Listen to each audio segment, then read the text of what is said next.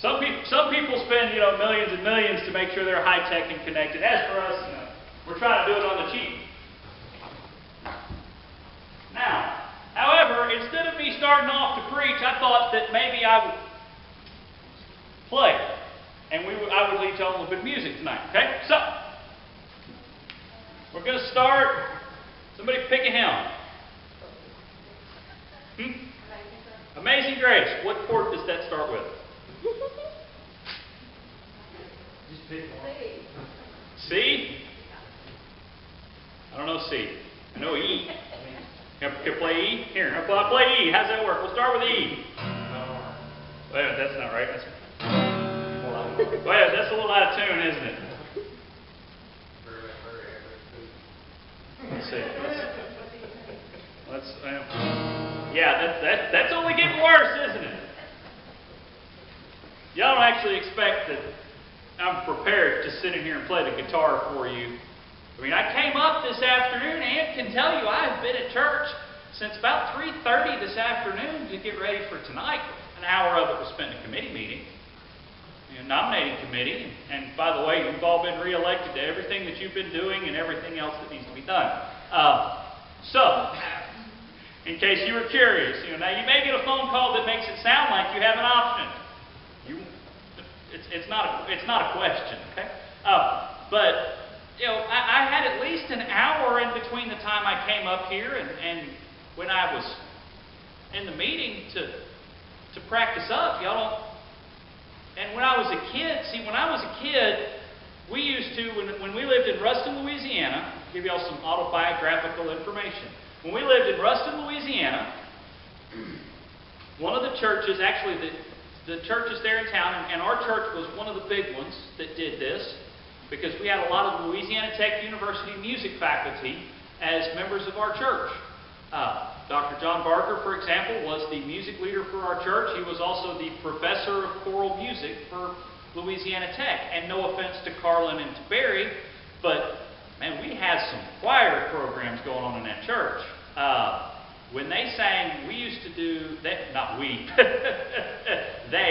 Dad being one of them, they would do things, at Christmas, they would sing excerpts from Handel's Messiah and sing the Hallelujah chorus, and y'all, it was good. It was really, really good. They also had more people in our choir than we have in our church on Mother's Day. So, that's just what we had, this thing called Baptist Music Day Camp. And you got to choose. You could do vocal music and you could do guitar. And I did guitar. When I was in the 4th grade, I spent 5 days learning how to play the guitar. Now, why do y'all think I can't? I'm not quite ready to lead the church with the guitar tonight. You think that maybe when it comes to things like music, that you need more than just once upon a time, I learned a little bit about how it was done. I mean, I could tell you all sorts of facts about the guitar. I can tell you where the sound comes from. I can tell you how to tune it. I know what each string's supposed to be. I know actually even some of the frequencies and the mathematics behind it. The science of acoustics. I can actually balance a sound system based on how that one note reverberates around a room. There's all sorts of facts and details that I can give you about this. But honestly and truly, I can't play it. Doesn't mean I'm giving it back to Dad one of these days and he'll learn how to play it. But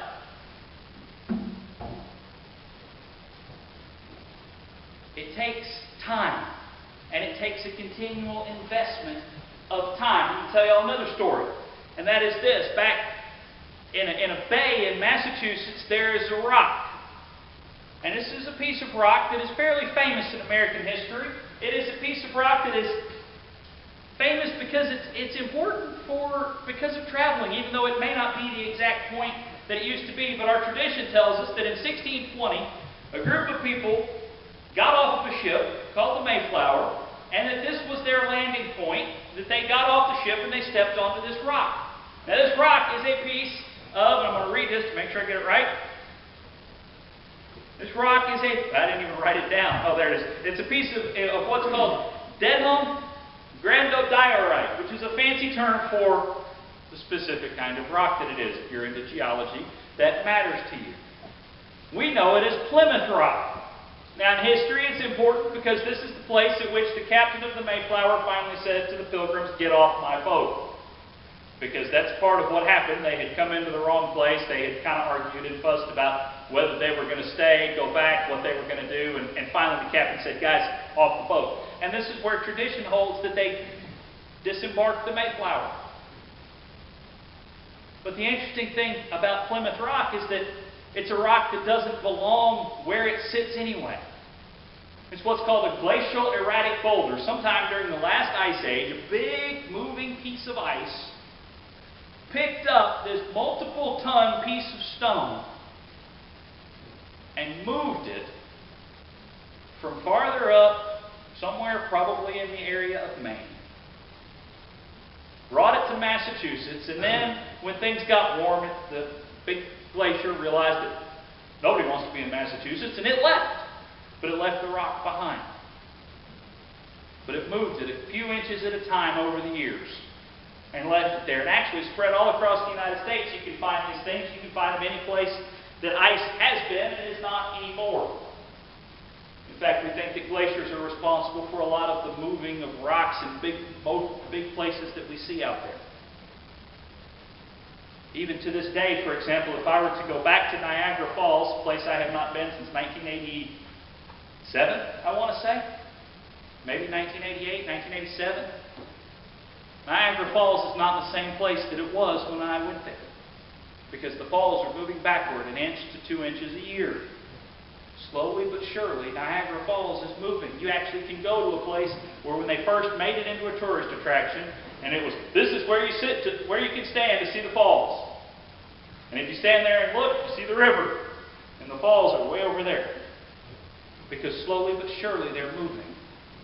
Just like with learning to play the guitar, just like with the moving of these things, changing and growing takes time.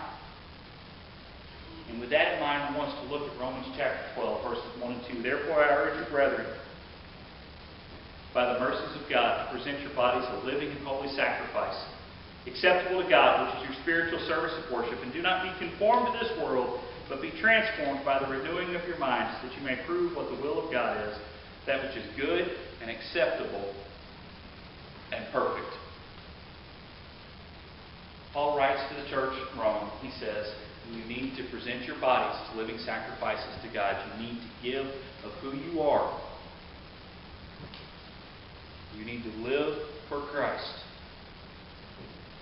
And one of the things historically that Paul is urging them against is that various religions in the Roman Empire had a tradition of ritual sacrifice and of ritual suicide, where to show your great commitment to something, you might go out and deliberately get yourself killed, or deliberately take your own life. And he's pointing out to the church at Rome, this is not the way we as Christians live. It is one thing for somebody to step into a room and insist that they're going to kill those who claim the name of Christ, but it's not something that you go out and seek.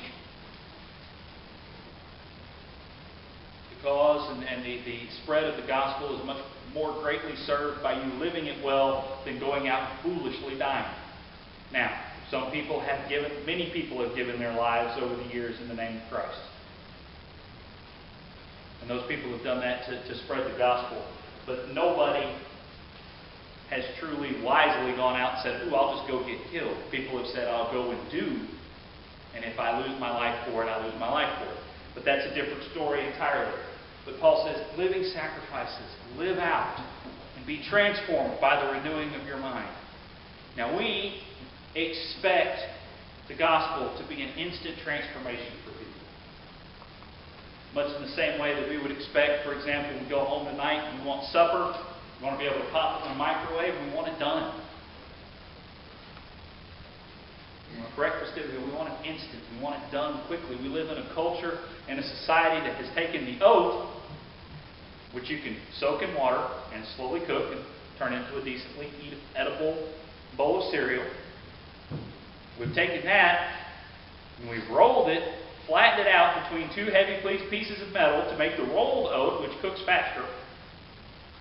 But then we've taken what's left, what comes from that, and run it through cutters to make it into really, really small things to make the instant oat. Because the 20 minutes that it takes to cook an oat isn't good enough, and the 10 to 15 it takes to cook an oat isn't quick enough. We need the 1 minute instant oat. We want everything to happen quickly and rapidly for us. And we expect so often that the transformation of our lives through the gospel will happen immediately. And there are some things that God does in our lives immediately. First of all, 2 Corinthians reminds us that the old is gone and the new has come. We are immediately delivered from the power of sin and being enslaved to sin. That is an instant action. And there is nothing that stops that. So often the outworkings of that in our life take time. They take effort. They take a continual effort of training. And in the same way, and this is the guitar that I played when I was in the 4th grade at Baptist Music Day Camp. Okay? This is the same guitar. But so many of us, we want to walk with Jesus having put in some effort when we were in the 4th grade, and we went to Vacation Bible School, and we expect that that's going to hold us as adults. But you know what it would take for me to actually probably be able to play the guitar with you all as a church? 10 to 15 minutes a day for about a year, and then 10 to 15 minutes a day on a regular basis. And I wouldn't be ready to solo play for you or play fancy music. 10 to 15 minutes a day from now until Christmas of 2014. And I could probably accompany us while we sang, Silent Night or Joy to the World. Especially if I took, lessons from somebody that could actually teach me and show me how to do it.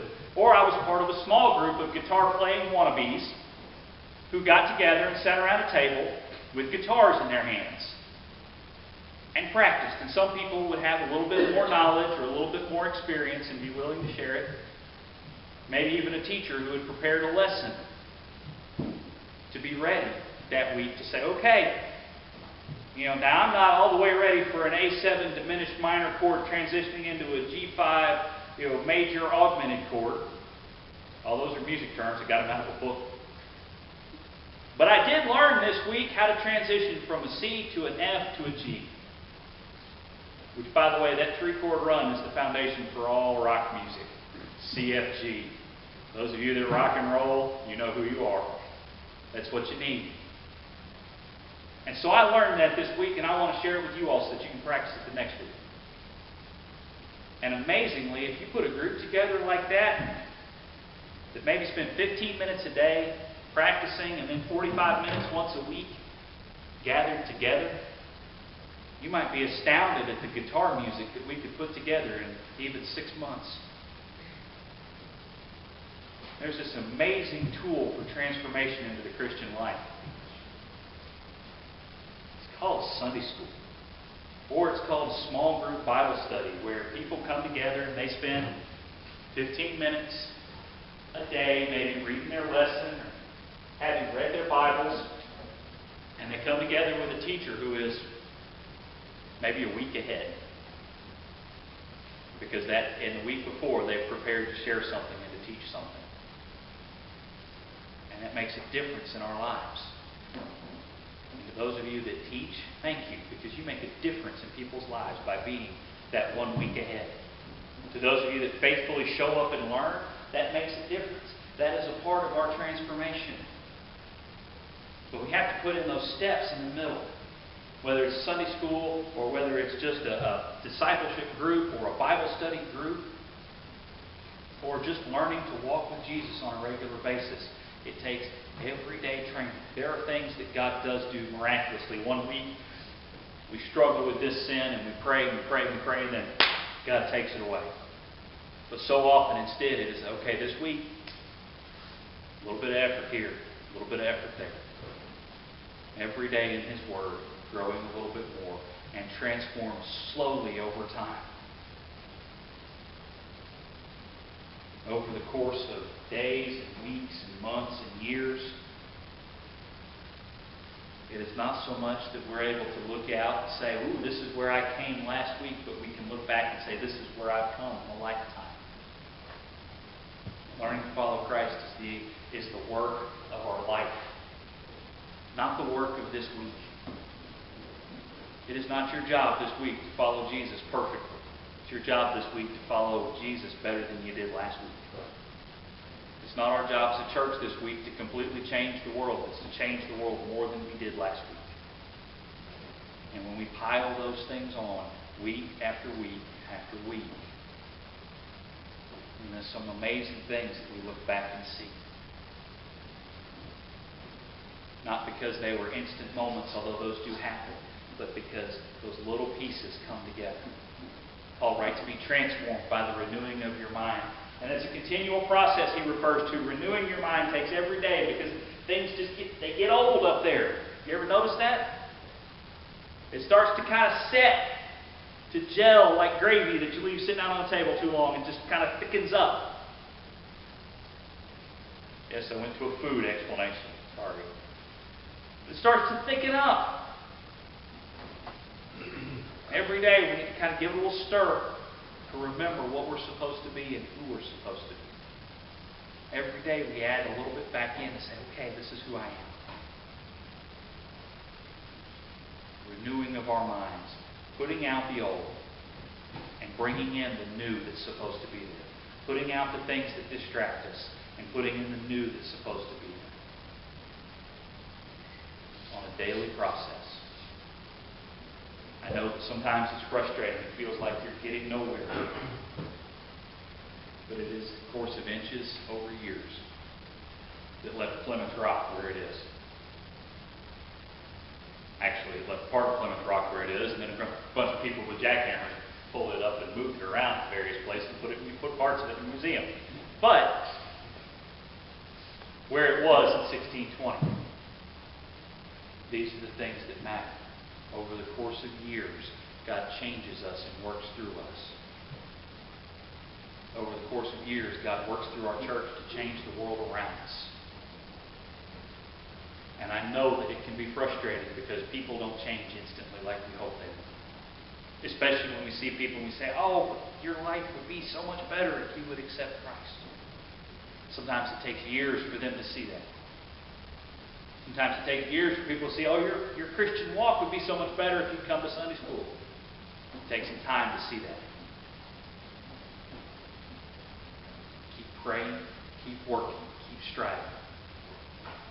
And keep training ourselves. Give it time to develop. Put in those 15 minutes, y'all. If you were to come around tomorrow and hear me put in 15 minutes with this thing, it would sound awful. I will not kid you.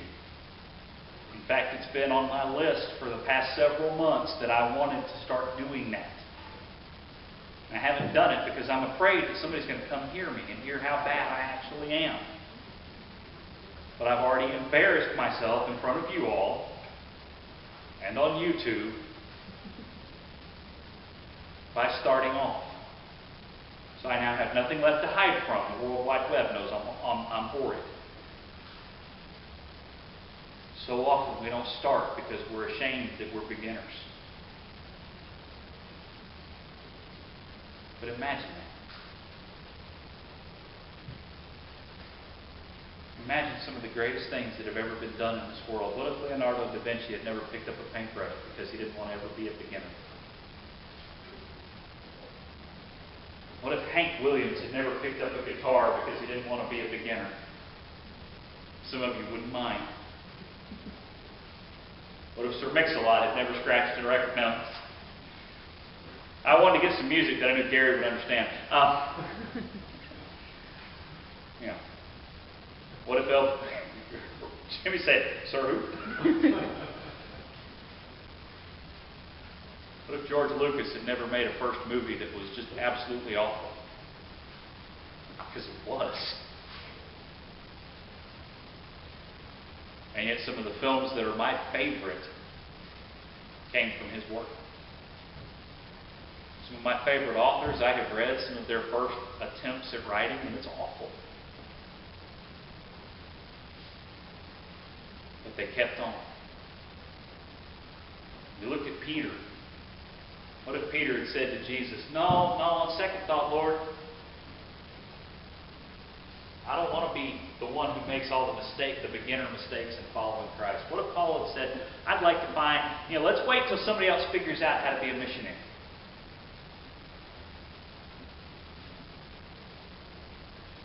What if Lottie Moon had been afraid of messing up when she went to China and stayed home? Everybody makes rookie mistakes. Everybody makes beginner mistakes. Everybody that actually does something does. The only way to not ever look foolish, goof up, is to never do. Is to never begin. I want to challenge you this week. Y'all are the Sunday night crowd. Y'all are the faithful ones that show up no matter what. I honestly think that I'm honestly curious sometimes when I tell you all we're not going to have Sunday night church unless if you want to come up and sit in the dark. I keep meaning to come up here one of those Sunday nights and look, because I'm not sure that some of y'all don't do it because you're that faithful, and I'm thankful for that. But I want to challenge you this week. What is that one thing that you haven't started on, that you haven't been willing to get into because you're afraid that you're going to mess it up down the road, that you're going to make a beginner mistake, that you're going to even be past being a beginner but still make a mistake? You say, I'm too old to start something new. No, you're not. I know how old the oldest person in the room is, and no, you're not. I'm too young to get started. No, you're not. I know how old the youngest person in the room is. Get started.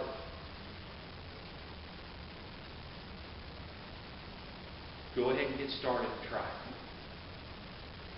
Whether it's something, a skill to gather, a ministry to begin, a song to sing, a word to share with somebody, a relationship to mend, go ahead and start. And start chipping away at that just a little bit at a time. One of my favorite books, classic literature, is The Count of Monte Cristo by a guy named Alexandre Dumas. He was a French guy. He wrote his book in French. Fortunately, somebody not only translated it, but shortened it. His version of it is that long, and in French, the English version is that long. Much more readable. But the book features a guy who's wrongfully imprisoned and just thrown in a dark dungeon down in the base of a castle and left there. In 7 years, a little bit at a time, he chips away and tries to make his escape from prison. Ultimately, the book is about him succeeding and overcoming the injustice and all that type of thing. It's a great story. But if he'd looked at it and said, if I can't clear this at a half a mile a day, I don't want to bother. He measured his progress in inches per month.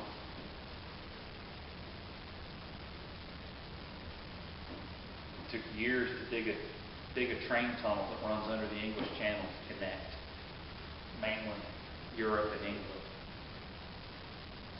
People thought things like that were impossible. Think about how long it took to dig the Panama Canal. Lock by lock by lock. What if we'd have never begun? What if you had never begun some of the things that you do good at? Start. Get up tomorrow. Put it on your list.